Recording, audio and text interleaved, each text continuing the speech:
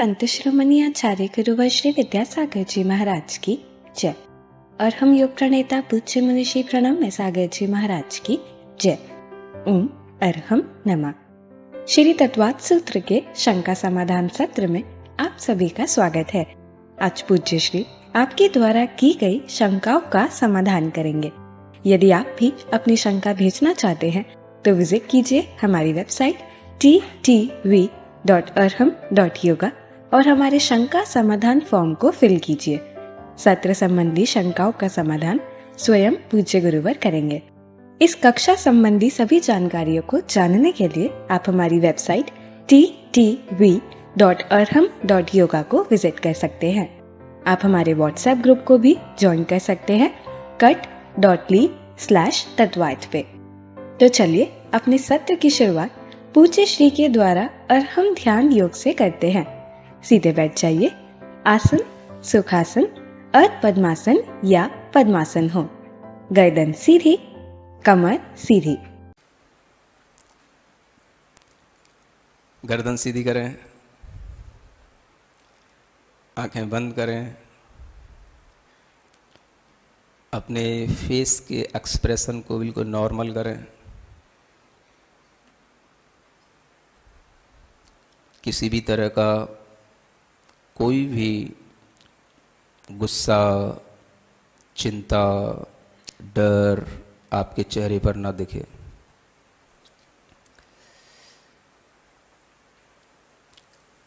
गहरी लंबी श्वास लें, बड़े रिलैक्स के साथ।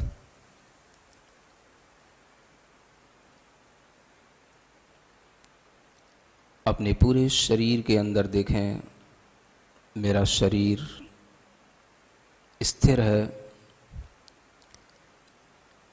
मेरे विचार मन के माध्यम से चल ही रहे हैं। मैं वचनों से भीतर भीतर कुछ ना कुछ बोल भी रहा हूँ। कोशिश करें जैसा मेरे मन में विचार आ रहा है वैसा ही मैं अपने अंदर अपने से कह रहा हूँ। मैं देख रहा हूँ वह विचार यदि अच्छा है तो मैं अच्छा हूँ, वह विचार यदि बुरा है तो मैं वास्तव में भीतर से बुरा हूँ। लोग मुझे बहुत अच्छा समझते हैं, लेकिन मेरे अंदर की बुराइयां कोई नहीं देखता। मैं देख रहा हूँ। सेल्फ ऑब्जर्वेशन मैं कर रहा हूँ। मन ही मन अपनी एक एक बुराई को रिपीट कर रहा हूँ। आपको टाइम दिया जाता है, बड़े केयरफुल होकर कॉन्शसनेस के साथ आप अपनी बुराई को किसी को ना बताएं, सिर्फ अपने को बताएं। मैं कब कब बहाना बनाता हूँ, सोचें। मैं किन किन बहानों से अपने कौन कौन से काम पूरे करने की कोशिश करता हूँ, विचार करें।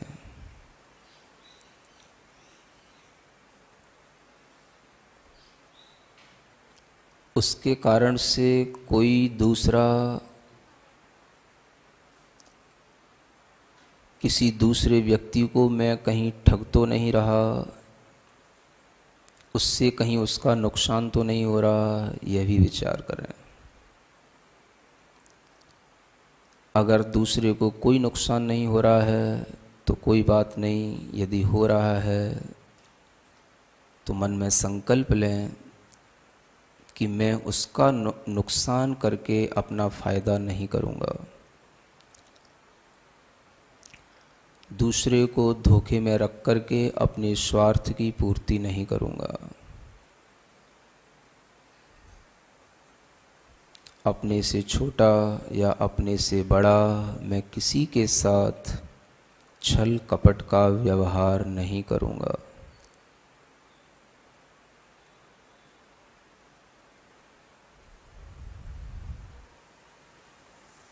मेरा मन सरल है,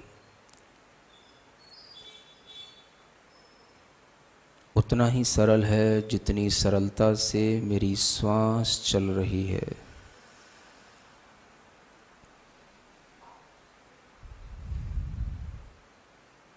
बड़े आराम के साथ श्वास लेते हुए भाव करेंगे, मैं सरल हो रहा हूँ। श्वास छोड़ते हुए भाव करेंगे, मैं अपनी सभी कुटिलता और बुराई को बाहर फेंक रहा हूँ। इस तरह से 27 टाइम्स करना है विथ ऑनेस्टी।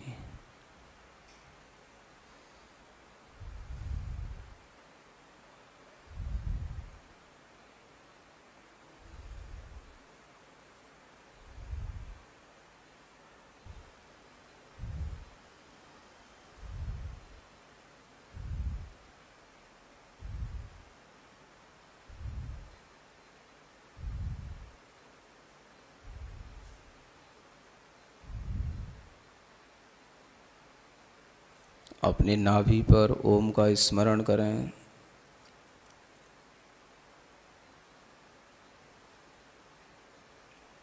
अपने माथे पर अरहम का स्मरण करें।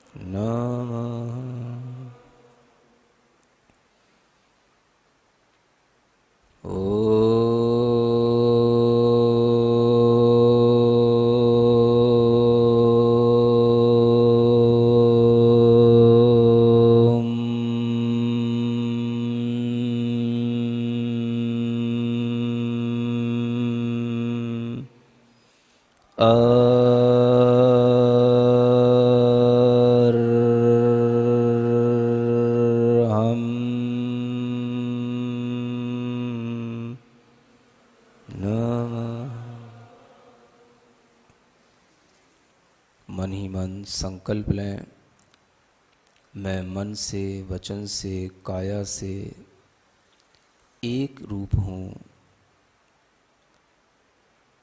मुझे किसी के साथ विश्वासघात नहीं करना, यही मेरा आत्मविश्वास है। दोनों हाथ जोड़कर हृदय स्थान पर रखें।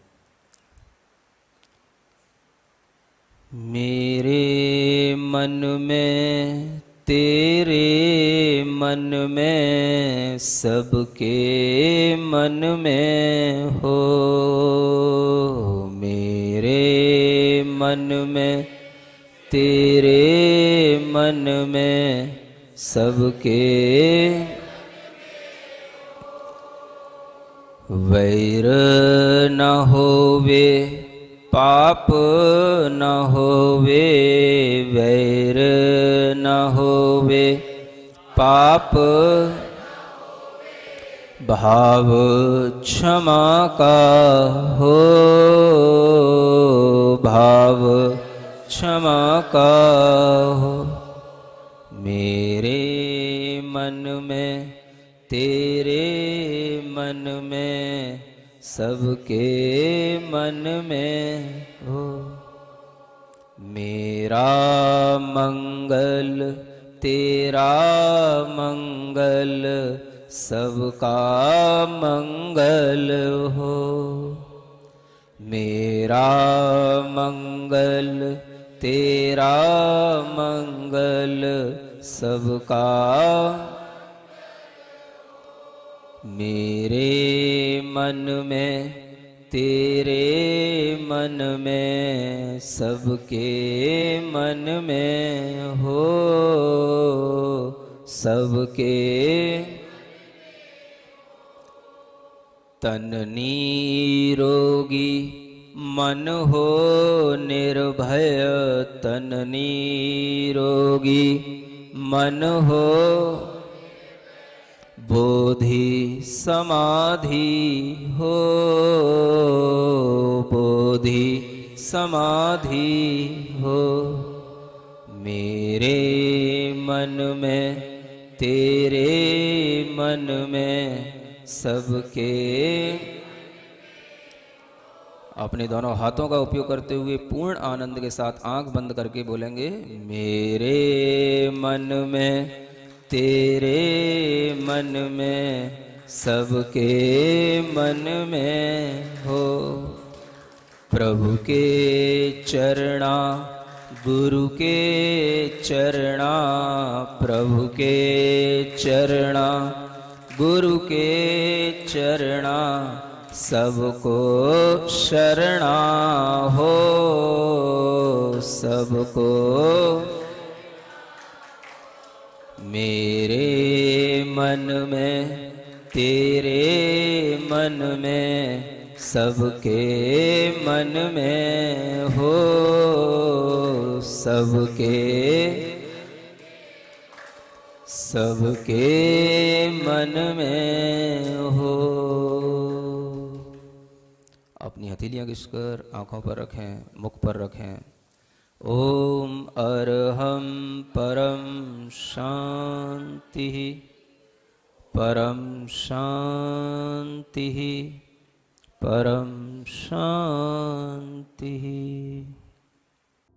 इस ध्यान को पुनः दोहराने के लिए आप विजिट कीजिए हमारा चैनल अरहम ध्यान योग। तो चलिए आज के इस शंका समाधान सत्र को प्रारंभ करते हैं। शिल्पा जैन गाजियाबाद से कि महर्षि हमें ये पता है कि हमारे पिछले भव के किए हुए कर्मों का फल हमें इस भव में मिलता है, तो हमारे इस भव में किया हुआ धर्म उसका पुण्य उसका फल हमें इस भव में क्यों नहीं मिलता? क्योंकि जब हमारे साथ कुछ गलत होता है तो हमारी धर्म से श्रद्धा हट जाती है, तो ऐसी स्थिति में हम क्या करें? आपने अभी थोड़ा सा धर्म को बहुत सस्ते में जान लिया और धर्म की श्रद्धा भी बड़ी जल्दी से सस्ते में ही करके आपने प्रश्न कर लिया। थोड़ा सा अच्छे से जानोगे तो पता पड़ेगा कि जो भी हम अच्छे कर्म किए हैं उन कर्मों का फल हमें अभी भी मिलता है ना, और आगे भी मिलता है। ऐसा नहीं समझना चाहिए कि अगर हम अच्छे कर्म कर रहे हैं तो हमारे लिए कभी कुछ बुरा होगा ही नहीं। क्या सुना? ज़्यादातर लोग क्या समझते हैं, अगर हम कोई अच्छे कर्म कर रहे हैं या मान लो हमने कभी ज़िंदगी में कभी किसी के साथ बुरा किया ही नहीं, हमने हमेशा धर्म किया धर्म किया धर्म किया, है ना, तो क्या हमारे साथ कभी बुरा नहीं होगा? अरे वो बुरा होने का मतलब तो आपको ये समझना चाहिए कि ये तो हमारे मोह से जुड़ी हुई चीज़ें हैं। धर्म मोह से अलग करता है, और धर्म करके भी आप मोह मोह और कर रहे हो, तो आप कैसे कह सकोगे कि ये धर्म आप मोह से को बढ़ाने के लिए कर रहे हो कि मोह को घटाने के लिए कर रहे हो? नहीं समझ आया? आप खूब मंदिर आ रहे हो, खूब पूजा कर रहे हो, किस लिए? मेरा जो भी परिवार है, मेरा जो भी व्यापार है, मेरा जो भी धन धान्य संपत्तियां हैं, भगवान ये सब ऐसी बनी रहे, ऐसी बनी रहे, कुछ भी हो ना जाए इनमें। तो ये आप निरंतर आ करके मोह बढ़ा रहे हो कि धर्म कर रहे हो? आपको पता ही नहीं धर्म कैसे कहते हैं। धर्म तो मोह को कम करने का नाम होता है।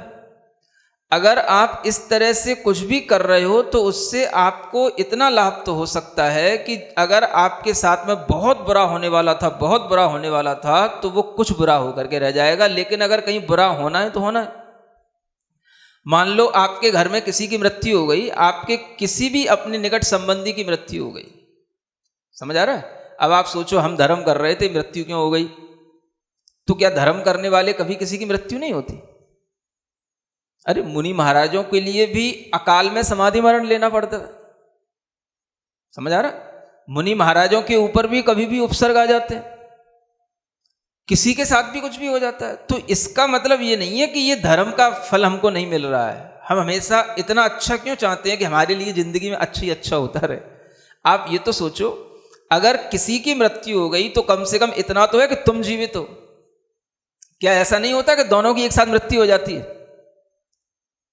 कितने ही एक्सीडेंट ऐसे होते हैं, घर परिवार के परिवार एक गाड़ी में जा रहे होते हैं और सबके सब निपट जाते हैं। अब कौन किसके लिए क्या कहे ये बताओ? अब तो प्रश्न ही नहीं रहेगा। मान लो एक गाड़ी में पति पत्नी, 2 बच्चे, माता पिता सब बैठे हैं और गाड़ी का एक्सीडेंट हो गया, एक भी नहीं बचा। खूब होता है, कितनी घटना मैंने सुनी है, समझ आ रहा है? जैनों की बता रहा हूं। आप अब क्या करोगे? अब कौन किसके लिए कहे कि मुझे कर्म का कोई फल ही नहीं मिला? अब तो प्रश्न ही नहीं उठता। तो आप ये सोचो कि कम से कम आपकी जिंदगी भी अगर बची है तो वह भी आपके अपने अच्छे कर्म को करने के लिए ही बची है। अभी आपने अच्छे कर्म कर नहीं लिए, अब आपको करना है। जब हमारे सामने वियोग का दुख आए तो उस समय पर भी हमें अपने अंदर दृढ़ता रख करके अच्छे ही अगर हमें कर्म में लगना है, तभी हमारे लिए वो कर्म कटने के आनंद देंगे, तभी वो कर्म कटेंगे, है ना? और उसके अलावा आप ये देखो कि आपके पास और भी कुछ है कि नहीं, और भी हमारा घर परिवार कुछ बचा है कि नहीं? कभी कभी तो सब चला जाता है, समझ आ रहा है? तो ये क्यों नहीं गया? कुछ तो आपका पुण्य था इसलिए बच गया। मान लो आपके बच्चे हैं, आपके और भी घर परिवार में सुख संपत्तियां हैं, सब कुछ तो नष्ट नहीं हो गया। अगर कहीं कुछ कमी हो जाती है तो उसका मतलब ये नहीं है कि ये धर्म हम कर रहे थे फिर भी हमें इसके कारण से कुछ फल नहीं मिला। फिर तो ऐसा हो जाएगा कि सब कोई धर्म करके ये समझ लेगा कि भैया कोई किसी का साथ कभी कोई मरता नहीं, कोई किसी का किसी के साथ वियोग होता नहीं, किसी को रोग होते नहीं। तो ये तरीके की धर्म करने के साथ में जो हमारी अज्ञानता जुड़ी हुई है, इस अज्ञानता को दूर करो। समझ में आ रहा है? और वो कैसे दूर होंगी? तो ये सोचो, धर्म करने का फल तो हमारे लिए स्व की आत्मा की शांति है, वो हमें मिल रही है कि नहीं, उसको प्राप्त करने की कोशिश करो। जो व्यक्ति वास्तव में धर्मात्मा होता है, मैंने ऐसे ऐसे लोगों को भी देखा है, उन्हें अगर किसी का वियोग हो गया तो वो और अपने आप को बड़ा अच्छा समझ लेते हैं। चलो अच्छा हो गया, क्या अच्छा हो गया? अब किसी से नहीं कहेंगे लेकिन हमसे आके कहेंगे। वो क्यों कहेंगे? क्योंकि और किसी से कहेंगे तो वो तो मजाक बनाएगा कि इसके साथ तो ये हो गया और ये कह रही अच्छा हो गया। समझ आ रहा है? तो जो जानता है वही उसी से कहा जाएगा। तो हमसे आकर के कितने लोग कहते हैं, महाराज अभी तक तो हम उनके मोह में पड़े थे, अब तक तो हम कुछ व्रत संयम ले नहीं पा रहे थे, अच्छा हो गया अब हम निर्विकल्प हो गए, अब हमें आप बताओ हमें क्या करना है। समझ आ रहा है? इसको बोलते हैं धर्म। तो धर्म से मोह नहीं बढ़ाया जाता, धर्म से मोह को कम किया जाता है। ये पहले गांठ बांध के रख लो, तब आप समझ पाओगे कि धर्म कर रहे हैं हम कि मोह बढ़ा रहे हैं। ठीक है ना? महर्षि सरिता जी जैन विदिशा से शंका है कि महर्षि उपयोग और रुचि को हम अलग अलग कैसे समझ सकते हैं? उपयोग तो हमारा एक ज्ञान और दर्शन की प्रक्रिया हो गई, उसका व्यापार हो गया। रुचि हमारे भीतर की एक ऐसी और श्रद्धा गुण से उत्पन्न होने वाली चीज है कि हमारी जहां पर आस्था होती है वहां पर रुचि पैदा हो जाती है। वह रुचि जो है वह एक दूसरे गुण से उत्पन्न होती है, वह हमारी मानसिकता में हमारे अपने मन के सुख आदि के कारण से भी उत्पन्न होती है। और जैसा हम सुख आदि चाहते हैं हम अपने ज्ञानोपयोग को उसी रूप में लगा देते हैं। समझे ना? हमारी रुचि के अनुसार ही हमारा ज्ञानोपयोग काम करता है, यूं भी कह सकते हैं। हम अपने ज्ञानोपयोग को अपनी रुचि के अनुसार नहीं चलाते हैं, हम जैसी रुचि बन जाती है वैसा ही ज्ञानोपयोग को लगा देते हैं, है ना? जैसे कि आपकी रुचि बन गई मोबाइल देखने में, तो अब आपका सारा ज्ञानोपयोग, ज्ञान का काम मोबाइल को देखने में लगेगा, है ना? लेकिन जैसी हमारे अंदर ज्ञानोपयोग की परिणति होनी चाहिए थी, उसमें हम अपनी रुचि नहीं बना पाते। तो ये रुचि जो होती है, यह हमारे लिए अलग तरह के जो मोह आदि हैं उनसे उत्पन्न होती है, और जो ज्ञानोपयोग है वो हमारे ज्ञान आदि गुणों के कारण से उत्पन्न होता है। ऐसा दोनों में अंतर जानना।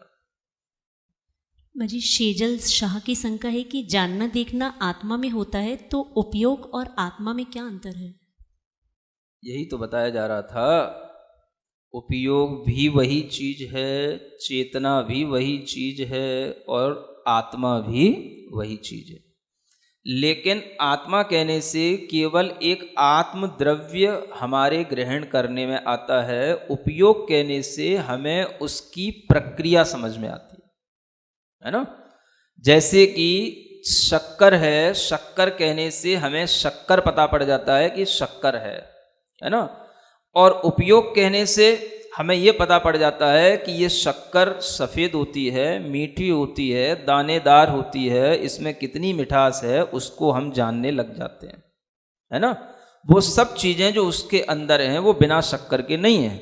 तो आत्मा उस शक्कर की तरह है, और उपयोग उसकी वह दो और जो स्पेशल क्वालिटी हैं वो है। अनीता जैन भीलवाड़ा से शंका है कि किसी संगी पंचेंद्री जीव के नेत्र होते हुए भी अगर नहीं होते, तो क्या उनके चक्षु दर्शनोपयोग की जगह अचक्षु दर्शनोपयोग काम करता है क्या? दर्शनोपयोग तो आत्मा के क्षयोपशम से होता है। अगर नेत्र इंद्री किसी कारण से काम नहीं कर रही है, बंद हो गई है या बंद ही है, लेकिन अगर वह संगी पंचेंद्री जीव है तो उसके अंदर चक्षु दर्शनोपयोग चल रहा है। लेकिन वो किस रूप में चल रहा है? केवल उस कर्म के क्षयोपशम के रूप में चल रहा है, उसका व्यापार नहीं चल रहा है ना? क्योंकि वो जब तक वस्तु को आंख से देखेगा नहीं तब तक उसका व्यापार नहीं होगा। लेकिन उसमें चक्षु इंद्रिय आवरण कर्म का क्षयोपशम होने से चक्षु दर्शनोपयोग तो है, अंतरंग में सामर्थ्य है, लेकिन उसका उपयोग का भी वो उपयोग नहीं कर पा रहा है, यूं समझ लेना चाहिए। क्या समझ आया? वह उपयोग तो है, लेकिन उस उपयोग का भी उपयोग नहीं कर पा रहा है। उपयोग का मतलब जो आप वाला उपयोग है उसका यूज नहीं कर पा रहा है ना? तो जिसमें आंख है लेकिन आंख बंद है तो वह चक्षु दर्शनोपयोग है, ये तो जानना, क्योंकि उसके अंदर उस तरह के कर्म का क्षयोपशम है, लेकिन उस क्षयोपशम का उपयोग नहीं है, ये जानना। वंदना जैन ऋषिकेश से शंका है कि महर्षि योग और उपयोग में क्या अंतर है? योग तो मन वचन और काय की क्रिया का नाम है, और उपयोग आत्मा के अंदर जानने देखने की प्रक्रिया का नाम है। मनीषा जैन की शंका है कि शरीर को हम किस तरह से आत्मभूत लक्षण कहेंगे? शरीर को बहिरंग बाह्य आत्मभूत लक्षण बताया गया। बाह्य का मतलब जो बाह्य द्रव्य पर निर्भर है, पुद्गल द्रव्य पर आधारित है, इसलिए यह उसका बाहिरंग द्रव्य का बहिरंग उसका आत्मभूत लक्षण है, अंतरंग आत्मभूत लक्षण नहीं बताया, ये भी ध्यान रखना। सरिता जी जैन की शंका है कि आज के साइंस से ही संसार चल रहा है, तो फिर सिर्फ उपयोग के जानने से संसार में हम कैसे टिक सकते हैं? हाँ, संसार में टिकना है तो संसार की साइंस को जानो, और अपने स्वभाव में टिकना है तो ये साइंस को जानो। ये साइंस को जान करके आप संसार में कैसे टिक सकते हैं? मुझे ऐसा लगता है कि अगर आप ये साइंस जानेंगे तो ही संसार में अच्छे से टिक पाएंगे, है ना? नहीं तो टिकना भी नहीं होता। क्या समझ आ रहा है? अगर आपको ये साइंस पता नहीं है तो आपका टिकना भी कठिन हो जाएगा। और संसार में टिकने के लिए तो आपको कोई पुरुषार्थ करना ही नहीं है, क्योंकि वो तो आप कर चुके हैं। अब आपको ये देखना है कि अगर हम इस तरह की ये साइंस जानेंगे तभी हम अपने उपयोग को कहाँ टिकाना है ये समझ पाएंगे, और तभी हम संसार से बच पाएंगे। तो संसार में टिकने के लिए तो साइंस जानना जरूरी है, लेकिन संसार से निपटने के लिए हमें यह जीव विज्ञान जो आपको यहाँ पढ़ाया जा रहा है वो जानना जरूरी है। दीपा जैन गुड़गांव से। महर्षि प्रवचन सार ग्रंथ जी में व्यंजन पर्याय का तात्पर्य बताया है जो स्पष्ट हो और कुछ देर के लिए स्थित हो, लेकिन तत्वा सूची में व्यंजन अवग्रह का तात्पर्य अस्पष्ट पदार्थ से है। ऐसा नहीं, व्यंजन अवग्रह ज्ञान है और व्यंजन पर्याय उस द्रव्य की स्थूल पर्याय है। दोनों चीजों में अंतर है। व्यंजन का अवग्रह ज्ञान होना, यह व्यंजन वहां पर अस्पष्ट पदार्थ के ज्ञान को लिया गया है, और जो स्पष्ट पदार्थ का ज्ञान है, व्यक्त पदार्थ का ज्ञान है, उसको अर्थावग्रह कहा गया है। तो शब्द जो है, शास्त्रों के एक ही शब्द को आप सब जगह फिट न करें। सभी जगहों पर शास्त्रों में जो शब्द लिखे रहते हैं वो अलग अलग लक्षणों और अलग अलग विवक्षाओं के साथ लिखे रहते हैं। तो ये जानने की कोशिश करें कि व्यंजना अवग्रह तो ये ज्ञान है जो कि उस व्यंजन माने अव्यक्त पदार्थ के लिए कहा गया है, और व्यंजन जो पर्याय है वो उसकी जो दिखने वाली कुछ समय तक टिकने वाली जो स्थूल पर्याय उसके लिए कहा गया है। दोनों की विवक्षा अलग अलग। मनीषा जी जैन देश पांडे पूना से शंका है कि दान छायिक भाव है पर वो अभी हमारे पास नहीं है, तो क्या हम उसको औदायिक भाव में ले सकते हैं? आप पूरा या सुनते नहीं हैं या समझते नहीं हैं। अगर दान छायिक भाव है वो हमारे पास नहीं है, तो आप ये भी तो सुनने की कोशिश करते हैं कि कितनी बार बताया कि ये पांचों ही चीज़ें, दान, लाभ, भोग, उपभोग, वीर, ये 5 लब्धियां हैं, ये छायक होती हैं या छायोपशमिक होती हैं, औदायिक थोड़ी ना होती हैं। जो हमारे पास नहीं है वो उदय के कारण से नहीं है, समझ आ रहा है? वो उदय भी आपके लिए यदि है तो उदय उस कर्म के कारण से है जिसके कारण से उस भाव को आप प्राप्त नहीं कर पा रहे हैं। जैसे जहां क्षयोपशम होता है तो वहां पर उदय तो उन स्पर्धकों का रहेगा ही जिसके कारण से क्षयोपशम पूरा नहीं हो रहा है, तो भी हम उसको औदैयिक भाव नहीं कहेंगे, उसको हम छायोपशमिक भाव कहेंगे। क्योंकि जो दान दे पा रहे हो वो छायोपशमिक भाव है, और जो नहीं दे पा रहे हो वो औदैयिक भाव समझना, जो हम नहीं कर पा रहे हैं, है ना। तो इसका मतलब ये नहीं है कि जो हम छायक भाव नहीं कर पा रहे हैं तो वो औदैयिक भाव हो जाए हमारा, है ना। प्रश्न करने वाले ने दिमाग तो लगाया, ऐसा लग रहा है ना, कि छायक भाव जो है इसको वो औदायिक बनाने की कोशिश करें तो छायक भाव तो तब कहलाएगा जब कर्मों का क्षय हो जाएगा। और जो हम छायक नहीं कर पा रहे हैं इसलिए औदायिक है, वो औदायिक नहीं। जो हमारे लिए अभी पूरा का पूरा जो देने में नहीं आ पा रहा या जो हमारी क्षमता से बाहर है वो औदायिक है ना। तो छायक भाव औदायिक ना बनाएं। क्षयोपशम जितना हो गया वो हमारे लिए है, और जितना क्षयोपशम नहीं हो गया उसको औदायिक भाव जाने। इतना सा आप सही ज्ञान रखें। विजया जी जैन सूरत से शंका है कि महर्षि सिद्ध भगवान की पूजन में आया है पंच भाव जुत थिर गए नमो सिद्ध भगवान, तो सिद्ध भगवान के 5 भाव होते हैं क्या?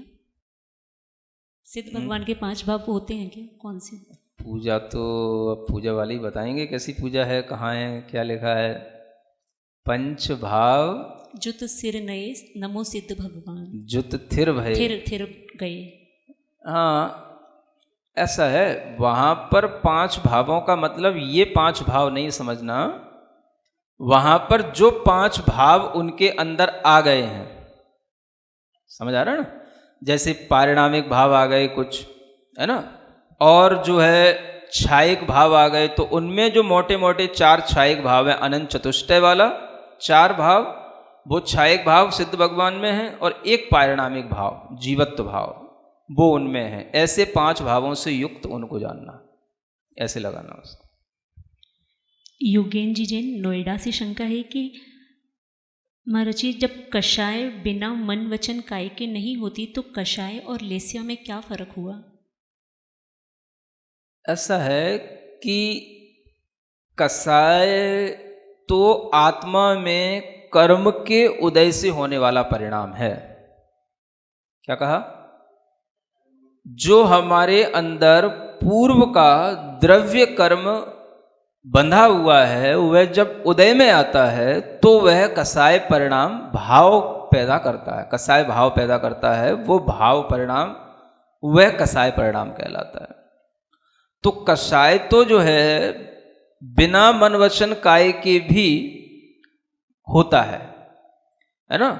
अब जिनके पास मन नहीं है, वचन नहीं है, केवल काय रह गया, तो उनके पास भी कषाय का उदय तो है ही। लेकिन वो कोई कषाय ऐसी थोड़ी ना कर रहे होते हैं जिनके पास में केवल काय है। ऐसे तो जीव केवल एक इंद्रिय जीव होंगे, तो वो कोई कषाय बाहर से नहीं कर रहे हैं, या उन्हें कोई कषाय बाहर से पैदा नहीं करा रहा है। बाहर तो कोई निमित्त उनके लिए काम ही नहीं करेगा।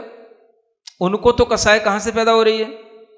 अपने ही पूर्वकृत कर्म के उदय से। तो ये कहलाता है कषाय का उदय। जब हम कषाय के साथ में अपना मन तैयार करते हैं, अपनी वचन बनाते हैं, अपनी काय की शक्ति लगाते हैं और काय में उस तरीके के एक्सप्रेशन लाते हैं, तब वो कहलाती है लेस्या। समझ आ रहा है? एक सामान्य से कषाय का उदय चल रहा है, वो जरूरी नहीं कि आपके मन वचन काय में आए, वो उदय में आकर के जाएगा, उसका नाम है कषाय का उदय। लेकिन जब उसी के अनुसार आपकी एक्टिविटी होने लग जाए तो समझना कि ये हो गई लेस्या। ये अंतर जानना। महर्षि मधु जी जैन की शंका है, क्या मनुष्य जन्म 84 लाख योनियों में भटकने के बाद ही मिलता है? 84 लाख योनियां, ठीक है, होती तो हैं, लेकिन आप ये भी ध्यान में रखो कि इन्हीं 84 लाख योनियों में मनुष्य योनि भी गर्भित है। समझ आ रहा है? 84 लाख योनियों में भटकने के बाद कोई मनुष्य योनि अलग से आती हो तो उसकी संख्या फिर इसमें अलग से और ऐड करनी पड़ेगी, जबकि ऐसा नहीं है, टोटल इतनी ही योनियां हैं। समझ आ रहा है? तो आप पहले तो अपनी धारणा ये संभालो कि 84 लाख में ही मनुष्य की योनि शामिल है, फिर आप नया प्रश्न करना। अनीता जैन भीलवाड़ा से शंका है, महर्षि जो मुनि और आर्यिका बने हैं अभी, तो उन्होंने अपना पंच परावर्तन का काल कम कर लिया है? पंच परावर्तन का काल मुनि और आर्यिका बनने से नहीं होता। पंच परावर्तन का काल सम्यक दर्शन होने पर कम होता है, क्योंकि पंच परावर्तन का मुख्य कारण मिथ्यात्व है। मिथ्यात्व का अभाव हो जाता है, उपशम आदि हो जाते हैं, तो उस जीव के अंदर उस पंच परावर्तन का काल घट के मात्र अर्धपुद्गल परावर्तन काल रह जाता है। समझ आ रहा है? तो मुनि और आर्यिका का इस पर कोई वो नहीं है, क्या जिम्मा ठेका। समझ आ रहा है? ये अंतरंग के सम्यक दर्शन के परिणाम से उत्पन्न होने वाली ये स्थितियां हैं, जिसमें होंगी उनका हो गया, जिसमें नहीं हुआ उनका नहीं हुआ, ये आप जानना। सुनीता जी जैन कलकत्ता से शंका है कि महर्षि हम तो संसारी हैं, तो क्या हम अपना गृहस्थ धर्म छोड़कर मुक्त होने की ओर अग्रसर हो जाएं? कृपया हमारे समाधान करें, हमारा मार्गदर्शन करें। अभी इतनी जल्दी क्यों है? अभी तो दूसरा अध्याय ही चल रहा है। अभी गृहस्थ धर्म का वर्णन आया ही कहाँ? अभी तो संसारी और मुक्त, बस दो जीवों का वर्णन आया। अभी से आप घबरा गए। जब गृहस्थ धर्म का वर्णन आएगा आगे 7वें आदि अध्याय में, तब आपको विचार कराएंगे। तब आपका जब विचार जो बने तब बताना, है ना। मुक्त होने के लिए पहले तो ज्ञान को परिपक्व बनाओ, अच्छे ढंग से धारणा बनाओ। पहले संसार इतना बड़ा है ऐसा जान करके थोड़ा संसार से विरक्ति लो। संसार में जो हमें आगे बढ़ने की उछल कूद पड़ी है उसमें थोड़ी शांति आने दो, है ना। जो भीतर बहुत ज़्यादा उद्वेग होता है, उस उद्वेग को कम करो। पहले ये करो, फिर उसके बाद में गृहस्थ धर्म आगे बताया जाएगा कि वो गृहस्थ धर्म संसार में ही है, और मुनि धर्म भी संसार में ही रह करके होता है, गृहस्थ धर्म भी संसार में ही रह करके होता है। संसारी का मतलब गृहस्थ नहीं है, जिसके अंदर ये मिथ्यात्व आदि का संसार बसा है वो संसारी है। ये तो आप समझ लो पहले, तब संसार छोड़ने की बात करेंगे, है ना। तो ये बात पहले समझ लो, उसके बाद में ये धीरे धीरे क्लियर हो जाएगा। सिरिजिणवाणी जग कल्याणी जग जन मदतम मोहरी जणमण हारी गढ़हर हारी जम जरा भव रोग हरी तिथ्य राणम दिव्य झुणिम जो पड़ई सुणई मय्ये धारई राणम सौख मणंतम धर्य सासद मोक्ष पदम पावई सासद मोक्ष पदम पावई।